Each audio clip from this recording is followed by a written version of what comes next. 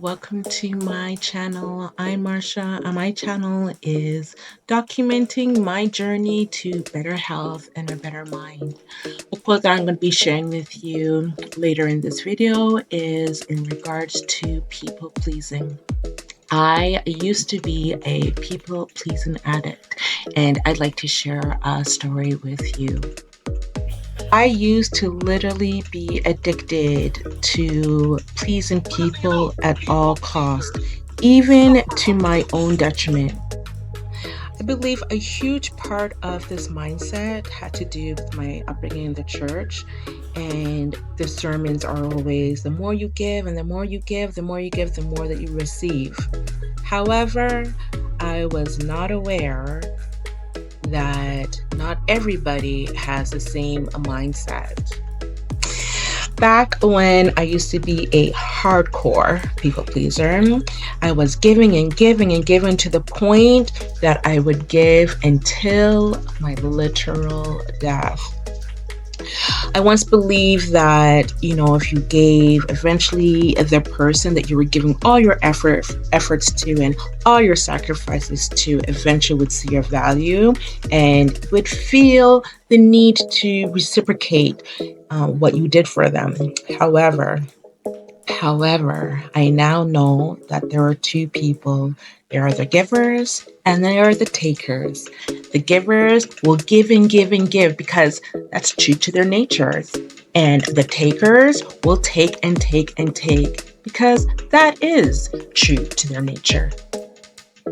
People pleasing is, I believe, a kind of a disease where in moderation it can be healthy, but taking to extreme can be very toxic to the one who is doing the pleasing. Mostly as a people pleaser, you end up betraying yourself by over an extension and crossing your own personal boundaries.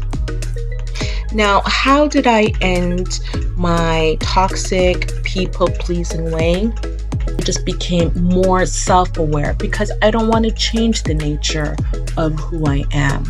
But because I am more self-aware of this disease that I have, I'm able to set boundaries, and every once in a while I'll slip back into my old nature. But because I'm more aware of it, I can easily say no or set a boundary that's healthy for myself.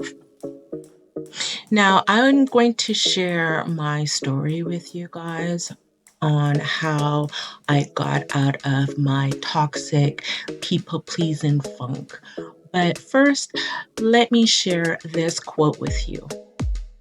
Put this in your notes. People pleasers suffer abuse from the very people they're trying to assist. Because when you put them before you, you just betrayed you. You told you was gonna do better this year, but because you're trying to satisfy them, you betrayed the promise you made to yourself to keep them happy. Maybe you are as mad as you are at them because you don't even realize you're secretly mad at yourself because you ain't doing to yourself what you promised yourself you would do. But you got all the energy for people, but ain't got no energy left for you. So how about for the next 4 months, you be to you what you been to them. The problem ain't that I can be that to you. Who gon' be it? But since won't nobody be it to me, I'll just be it to myself. And the folk who call you selfish are just the people who don't like the fact they can't benefit from all you've been doing. Yeah, that quote pretty much sums it up. There comes a time that the light bulb just turns on and you think to yourself, what am I doing to myself? This is my story. I had been struggling mentally, physically, and emotionally and living in isolation for a few years. One particular night, I had been weeping, just devastated and crying on the floor. The more that I tried to convince the person that I had been giving all my time and energy and emotions to simply just turned around and walked out the room and closed the door behind them. And I was just left to myself, just weeping and feeling completely lost and completely alone. I had no more energy left to give either this person or even to myself. I truly believe that they would eventually see my value and reciprocate after all that I had given, but that wasn't the case. They just looked at me weeping on the floor, turned, and walked away.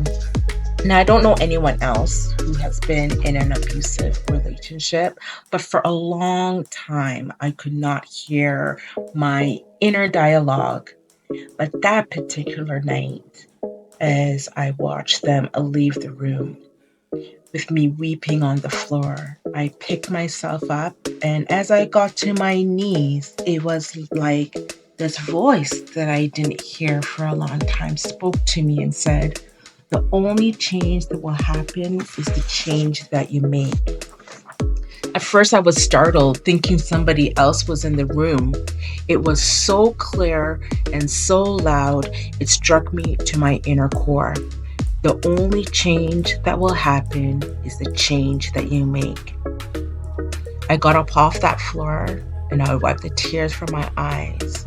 And I'm telling you, that was the night that was the catalyst of change to myself, was hearing my inner dialogue again. And I'm telling you, when that inner log was turned back on, there was no holding back. So the takeaway value of what I'm sharing today is that, yes, there were two kinds of people, those who give and those who take. A balance between the two is healthy. However, a toxic imbalance ensues when one is too far to the left or the other is too far to the right. Being self aware of where you are is a healthy paradigm. Last but not least, don't neglect yourself to be loved. Remember to always love yourself first, because if you don't, no one will.